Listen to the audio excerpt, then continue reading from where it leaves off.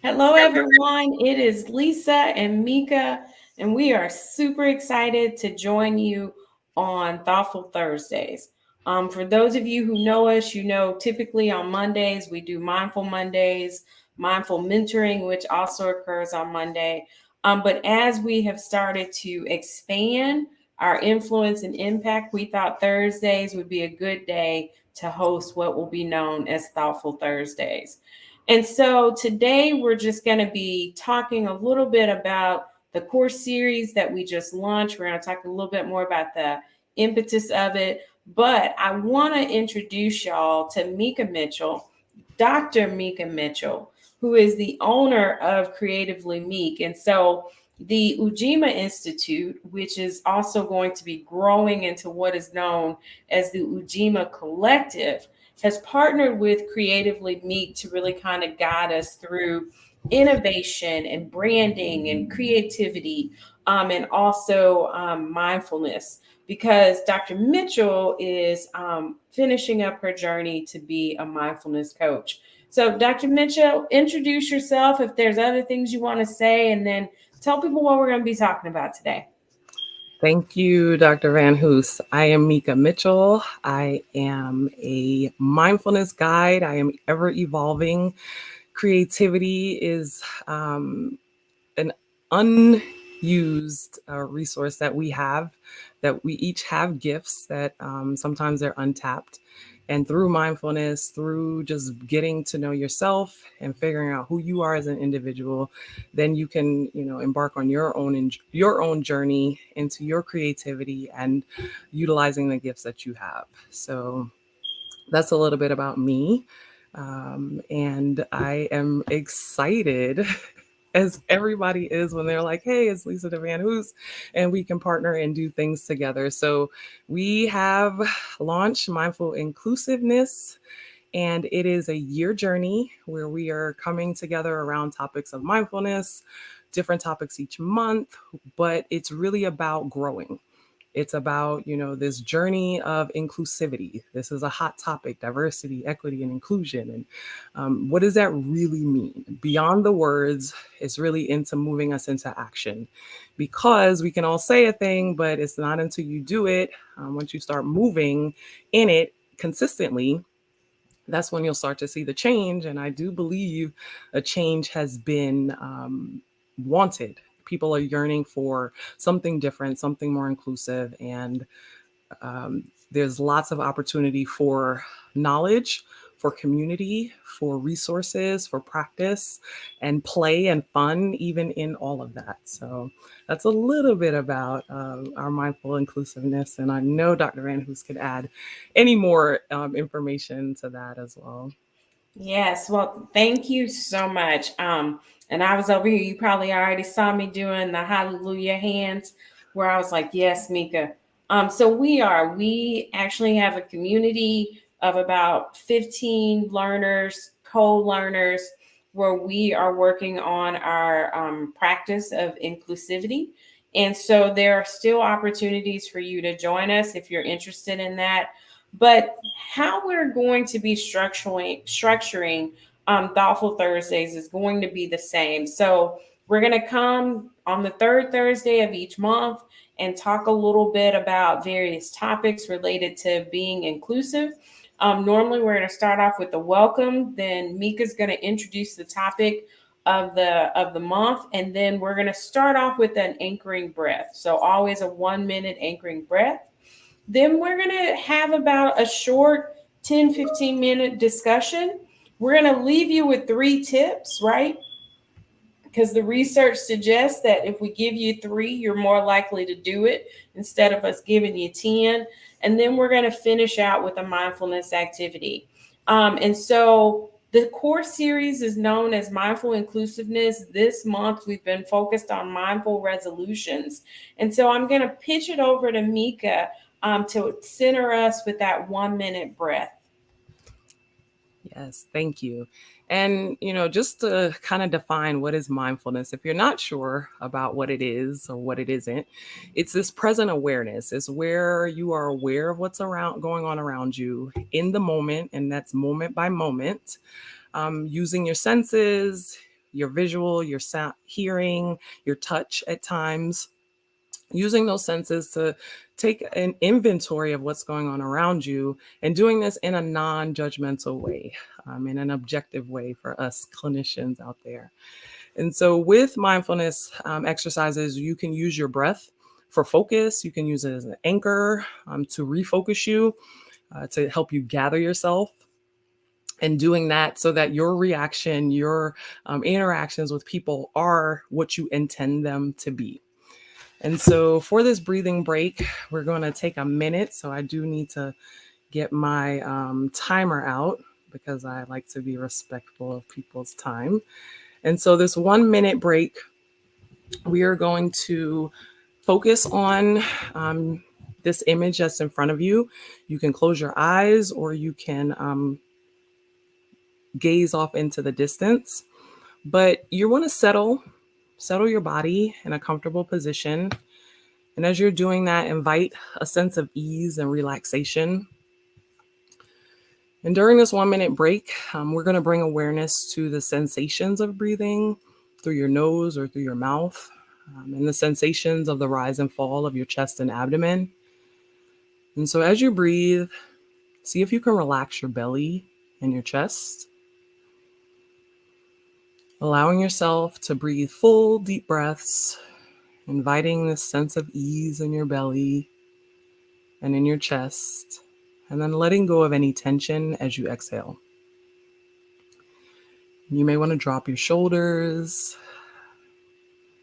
feel the sensation through your nostrils, feel the rise and fall of your abdomen. And as we come to the end of this 1 minute breathing break, take a slow inhale, directing your attention to the sensations that you're feeling. And then exhale. And then you can practice a 1 minute breathing break to focus on your breathing and anchor yourself throughout your day. And so I like to always ask a question after a mindfulness exercise, and just something for you to ponder as to where and when you can implement a 1 minute breathing break in your life. So thank you for that, for your time. Thank you so much. And so I keep telling Mika, I'm like, she needs to package that up. Like that needs to be an app. I will tell y'all, I am blessed enough to get them like Mika moments early morning. So each morning she leaves me a little mindfulness nugget.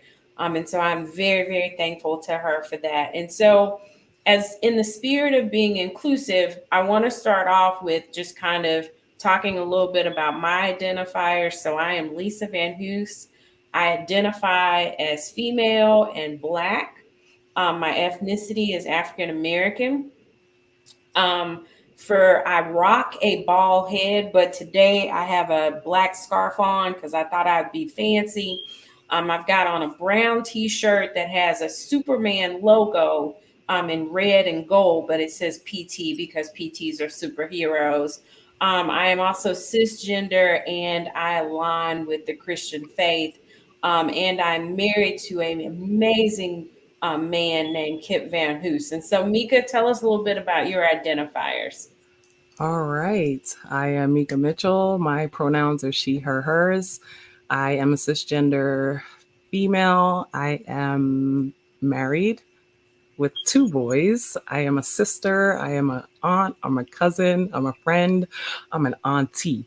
That's a whole nother conversation.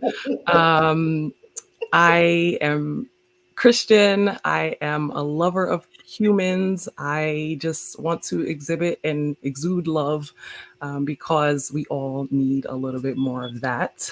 Rock some curly hair. Right now, my shirt is kind of colorful. I'm not sure if you can see it with the banner, with a blue sweater because it's cozy. And yeah, that's me.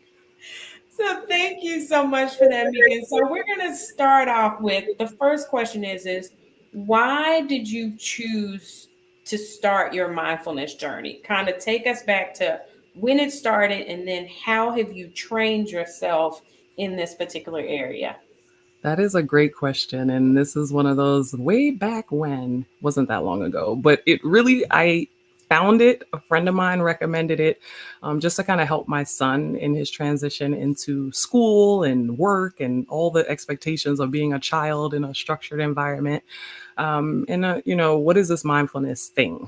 And so, of course, before I tried it for him, I had to check it out. And then we did it together.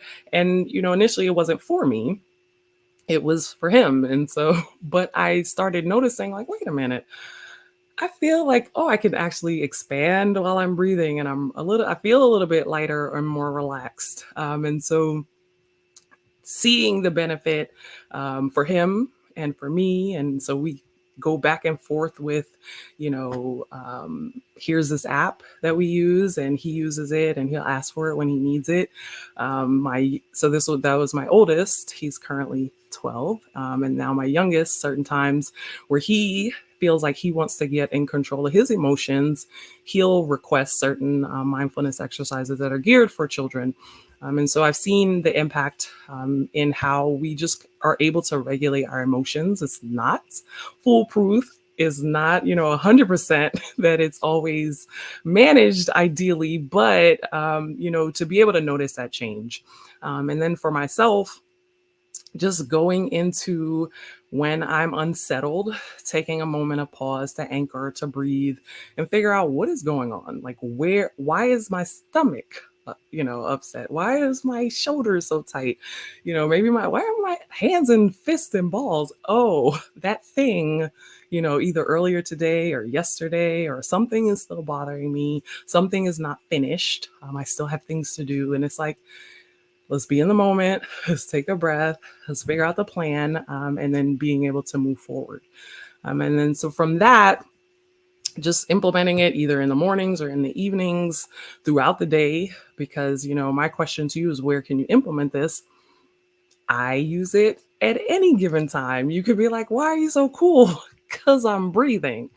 And just knowing, like, sometimes we get tense and we don't breathe, and just think about, if you just take a deep breath, like, oh, okay, I'm still upset, but I'm not, providing anoxic moments in time. And so that's, my journey, and my fallback is knowing that mindfulness has helped me. And then kind of how we got into this mindful journey together, it all came to a head. If you guys remember, back in 2020, we could not go anywhere because of COVID, stay-at-home orders. There was a murder of a Black man that we were watching over and over. There was a lot of unrest. There was a lot of unease. There was a lot of questions, and not having an answer, and knowing that I, as an adult, as a clinician, as a practitioner, as an employee, was struggling. I work, and I didn't say my other identifier, I'm an educator. And so as I teach, just the consideration of, well, if I'm struggling, I'm not trying to learn something new, navigate a new profession. What is going on with the students? How can we support them? And I just at least know that we could have this mindful space, because it's non-judgmental and it's objective. It is what it is. And we can acknowledge that this is a hot mess going on. And we can be in community, which is, how this course continues to really meet the needs of the individuals that are signed up for it, because you build a community. You are able to have honest conversations around, yes, this is some foolishness, or yes, that was messed up. We're not going to, have this toxic positivity of, oh, it'll be fine, it's okay. Yeah, no, it is not cool. But we still can gather ourselves and be able to move forward in the midst of it. And so I was like, hey, Dr. Van Hoos, what can we do? How can we support the students?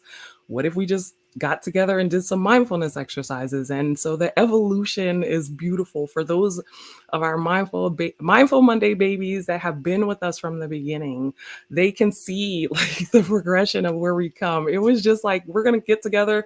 We're going to do a couple. Well, I think we just talked. We just held space, because really it's organic as to what is needed. So we held space, and then we would end with a mindfulness exercise. And then it continued to, well, now that we're, in a healing mode and we have this space, let's now add topics to this, and adding topics for our growth, for this continued community. And how do we meet the needs of our community? At the time when we started, it was just students. So let's upskill them in what it is they need to be successful in moving forward. And then it was like, hey, non-students were interested. And so then we created Mindful Mentoring, to say, listen, this is for all of us. We can all grow and have this support and have this community, have this resource. And knowing that when we reflect back, these exercises have been so helpful.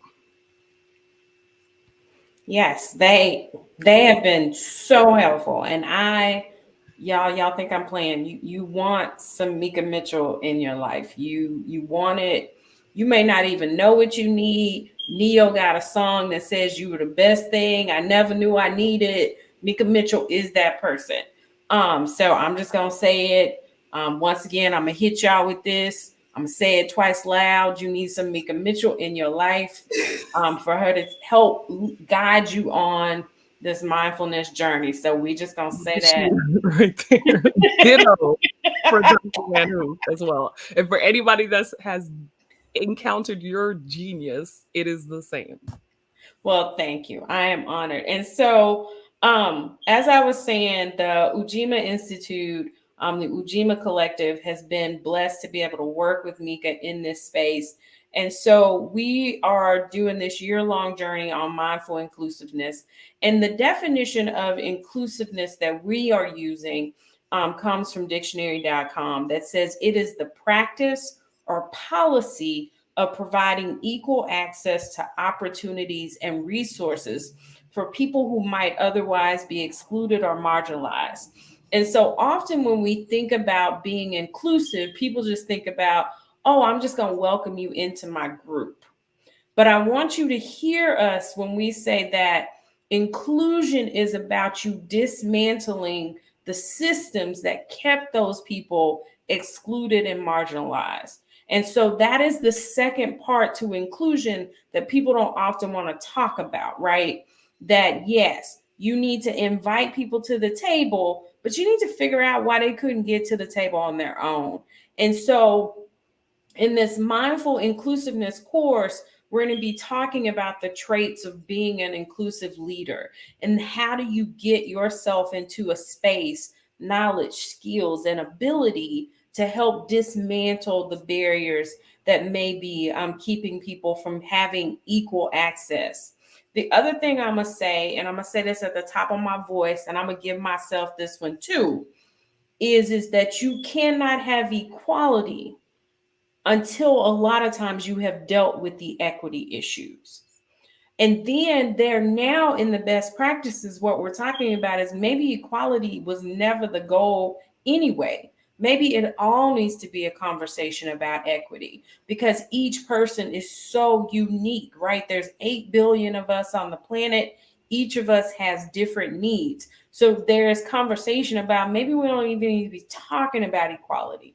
Maybe it just needs to be a conversation of equity. And so then if we were to rework that definition of inclusion, it would be the practice and policies that allow for there to be equitable access to opportunities and resources.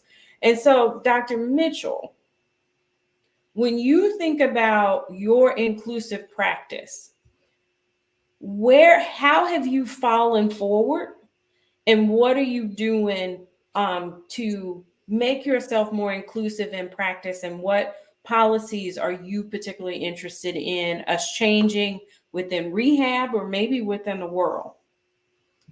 Because we got to dream big and dream bigger. So how I like to consider my inclusive journey is it's a journey. And I know that there are times where I may stumble, and I fully acknowledge that, I understand what it's like to be in a group of individuals, because I identify as Black, that has been historically excluded from places and environments and professions and societies. And so knowing what it's like to be othered, and we'll just throw some terms out there. Um, it kind of grows your heart for that existence and that experience for other people, for individuals. And so just really being able to look at people in their humanity and say, look, this is a human just like me. And we all have our encounters. We have our good days and our bad days. We're hopefully, all things being equal, we're all trying to do our best. There, sometimes that's not the case. And if that's not the case, you gotta have to let people be like, okay, you know what, you're really not trying to be kind. Let me let you on your way. But so my inclusive journey is the consideration of, when we talk about representation, maybe I don't have, maybe everyone is not at this table, but considering who is not here and why are they not here? And then can I provide that voice? And maybe it's not that the voice comes from me, but let me find somebody that I can ask. Let me be an ally. Let me be an ally for these groups that have been historically excluded, that are minoritized, that are of the minority, that are not of the majority, that have not had policies established for their benefit. And so just always considering others and the needs of others and how things can be done better. So, if there was policies to make changes, I think just being able to have transparency to see what are the rules of engagement with your organization or with this, if it's insurance, if it's school, if it's work, how is it set up now, and how potentially with the intentions of how it was set, now we see why certain groups have been excluded. You have changes that happen in a person's life that you can then have those adjustments, and you then maybe become a part of a majority group. But right now with my identifiers, that's not necessarily the case. Thank you so much for kind of walking us through your experience and how you have evolved over time, and where you're at in your journey. So this is going to be the last question, and I'm gonna put you on the hot seat, because Mika and I, we talk about things, we lean into it. So when you think about inclusivity or inclusiveness, often, like we were just saying, people think about it and they think about it as like person to person. But it also can deal with how you approach opportunities, even opportunities that might be scary or unknown, right? And so, because we were joking about how people will often say, I feel like y'all doing all the things, right? Because we are. Right. And so we are, and I feel like that needs a banner. That needs a banner. Yeah, we're gonna say that twice out loud. We We are are doing all the doing things, the things. but that comes from a spirit of inclusivity, because we've got to figure out what meets the needs of different people and what also meets our needs. So that's part of that adult playground of being curious about people and also being curious about opportunities, and saying, let me lean in and see kind of, if this works for me, if it doesn't work for me, how do I tweak it? But you had a quote that you said to me earlier today. And so I'm going to pitch it to you to tell people a little bit about your thoughts about inclusivity as it relates to opportunities. Yeah, and Dr. Van Hoos will come when she gives the hot seat question. She gives the hot seat question like this is just part of who she is, and I'm always like, "Ooh, hold on, let me think about this." But inclusivity as it relates to the things that we do, I am absolutely a curious individual. Let me see. Tell me more. Tell me more about what this opportunity is, what this organization is, what this platform is that you have, and how then my job, to really be inclusive and be inclusive with the decisions that I choose. I have to know myself. I have to know my strengths. I have to know my values. I have to know what my outcomes are, what are my goals, my resolutions or intentions, because then that helps me make these things make sense. And it works in such a beautiful way that sometimes people see all the things and are like, wow, you must be tired. And I'm like, I'm actually not. I am an extroverted introvert, which surprises a lot of people, but I my default is to fall back, to recharge. But the things that I do, when they line up with who I am and what my goals are and what my values are, it makes so much sense. And it's how you move into this zone of genius, and move into your gifts. You move into this inclusive space because you are potentially diversifying the types of things and activities that you're doing, but you're doing it in an authentic way that it meets you. I'm not trying to do or be anybody else. I hope that, when you're in my presence, you understand, like, okay, this is Mika. Like, I am going to bring some fun and some humor when it's appropriate. But then also being able to bring things back to why are we here? What are we about to do? Because if it has no action and it has no potential for movement, for these reasons, I got to be out. So, and then, also with inclusiveness, I think there is a conversation around the things that I want to do. I know I need support to do them, but then I also know there's a point in time where there still may be action, but it's time for me to hand it off.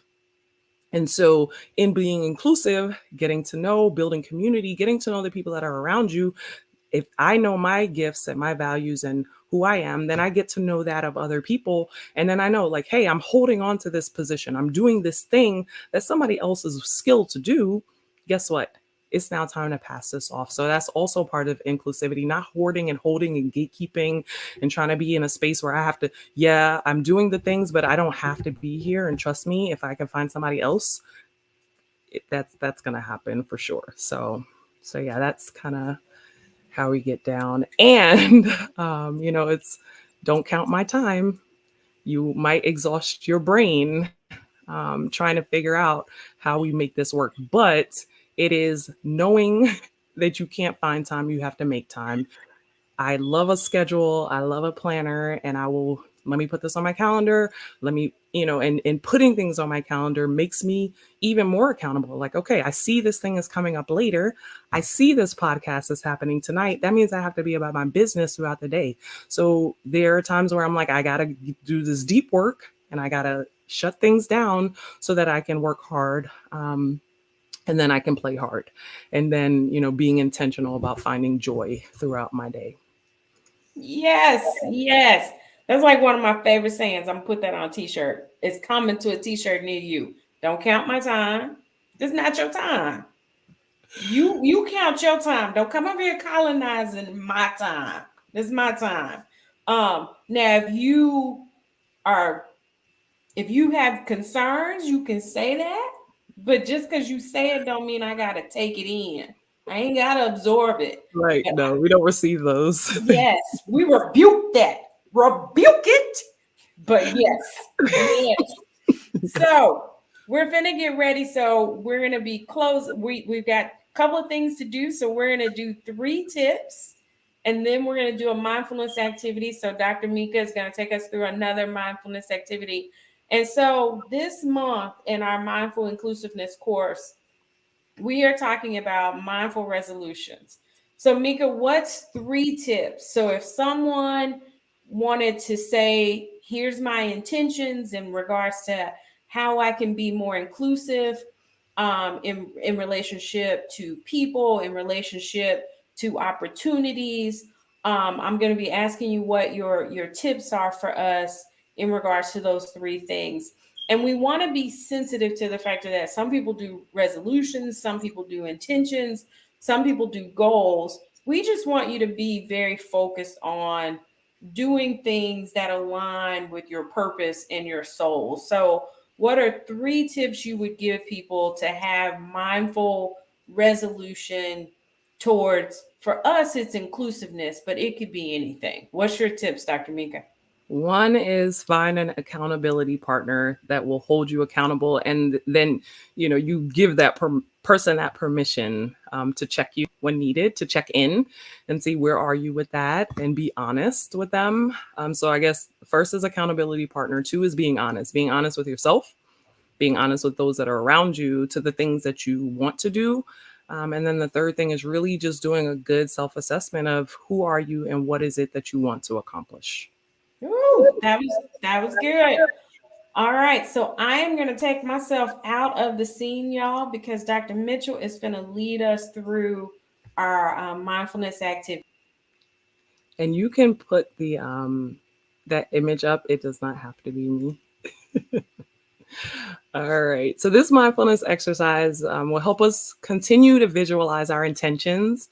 And, intentions can also be referred to as goals or resolutions. But these are the things that we want to accomplish at any point in time. You set the duration. So go ahead and get comfortable where you're sitting. You can look at the image on the screen. You can close your eyes or gaze off into the distance. But take a deep breath. Inhale for 3 seconds. Hold for a second, and then allow your exhale for 3 seconds. And you can return to your normal breathing rate and rhythm. But every time you exhale, try to release any tension that you might feel in your body. And right now, we're going to focus on your breath. Feel the sensation of the air entering and exiting your nose. Notice the rise and fall of your chest with each inhale and exhale. And I'm going to ask you to think about your goals or resolutions for this year. And I'll refer to them as intentions for this exercise. And be honest with yourself. Have you stretched yourself to dream big with these goals? Is it something that you can do easily on your own, or will you need support to accomplish it? And might you need to dream bigger in your ask? And as you're thinking about this goal or this intention, take the limits off your expectations and just expand the reach and magnitude of what you're envisioning to accomplish. And no matter how many goals or resolutions or intentions you have, we're just going to focus on one. And so visualize what that is. What is it that you want to achieve?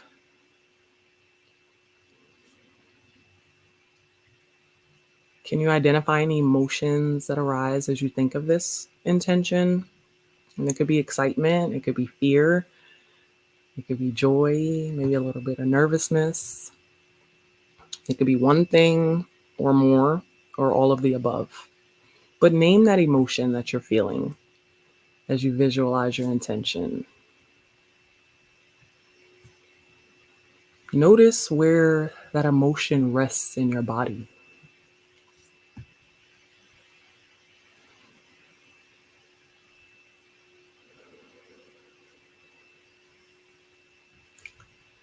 And now release that emotion as you exhale, but maintain your focus on your breath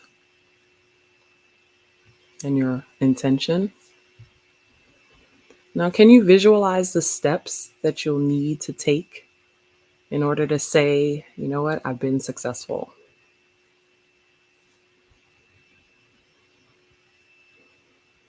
And part of these steps, do you see the type of support that you'll need? What assistance you'll need along the way? Consider the people that you will need to assist you. And be open to the possibility that there are people tasked to help you that you don't even know yet. And as you visualize the steps, be willing to share your goals with others. Because if they're not your helpers, they may know someone that can assist you. And visualize yourself receiving that assistance. How does that feel? the thought of asking for help and receiving it.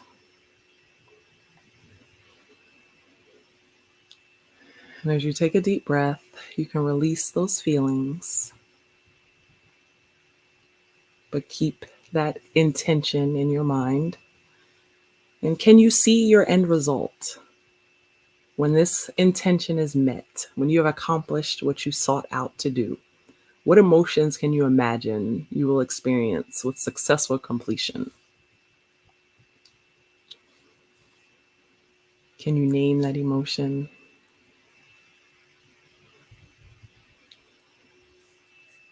And as you exhale, you can release the image of those emotions and bring your attention back to your breath. Feel the sensation of the air breathing and exiting your nose. Notice the rise and fall of your chest with each inhale and exhale. And I challenge you to revisit your intentions, those goals or resolutions. You can do that tonight or tomorrow or next week, but find consistent intervals where you check in with yourself. And I challenge you to dream big, stretching yourself with those intentions. And, with each new day, we have new opportunities to embrace and claim for our own. And so use the time when you're checking in with yourself to check in and see how you're doing with those resolutions. So bring your attention back to your breath, paying attention to the sounds, the sensations, and the motion that occurs as you breathe. And we've come to the end of this mindfulness exercise. And my curious question for you will be, what is your intention? What will the steps be? And having experienced some of those emotions around that, what are you going to do to be able to accomplish what you are seeking out? So thank you for your time. Wow, that was so good, Mika. Um, so this particular live stream, it's going to be available on the Mindful Inclusiveness YouTube channel, which you'll be able to find a link from the Ujima Institute's website. We'll also post the link in the in our social media platforms. But Mika, how do people reach out to you? How do they find you for more of these Mika moments of just mindfulness and goodness? How to tell people where you're at? So right now you can find me for sure on the Twitter. But I have recently, so on Twitter, you can find me at Mika Mitchell PT. You can find me at Creatively Meek on Twitter. And I have created an Instagram for Creatively Meek. So that will be continuing to evolve the content and information that will be there. But just really about checking in with yourself and being kind to yourself. You have to be kind to yourself first before you try to help or exhibit kindness to others. Yes, yes. And so, in our mindful inclusiveness course, we're talking about those traits. And the very first trait we started off talking about was mindful resolutions, your commitment, because that commitment is part of you trust binding with yourself Mhm. and also with others, that you are going to be kind and inclusive, and you're going to also commit to inclusive workforces and living spaces and environments. And that means we're going to have to change some of the things that we do as a society, so that we can all practice in this spirit of inclusivity. Um, Things to remind you about is join us for Mindful Mondays and Mindful Mentoring. If you follow us on Twitter and Facebook and Instagram, you'll see our posts. We have Mindful Mentoring next Monday. Is that right, Mika? Yes, And what time? that is at 9 Eastern, 8 Central. Yes. And so we meet by Zoom. And then the week after that, which I think is the 28th, we'll Yes. have Mindful Mondays. We're a little off schedule in February because of the Love Day, right? Valentine's. But normally we have Mindful Mondays on which Mondays, Mika? Mindful Mondays is on the second and fourth Monday, and Mindful Mentoring is on the third Monday of each month. And we make fluctuations based on holidays.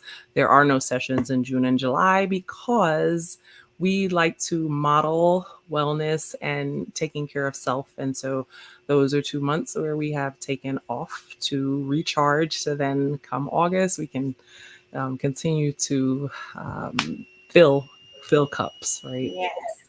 And so then, as we were saying, on the third Thursday, we'll be coming back to y'all for Thoughtful Thursdays. So we'll see you in March. And once again, this video stream will be available on our YouTube channel. So if you want to press replay and listen to Mika walk you back through a mindfulness activity, she will be there for you. But Mika Mitchell, I just want to say thank you for jumping on for Thoughtful Thursdays. And I'm looking forward to this journey with you. And to those of you who have joined us online, happy Thursday to you. I'm hoping that you're going to have a great weekend as we get ready to roll into Friday. See y'all later. Thank you, Dr. Van Hoos. It's always a great time. Always, always.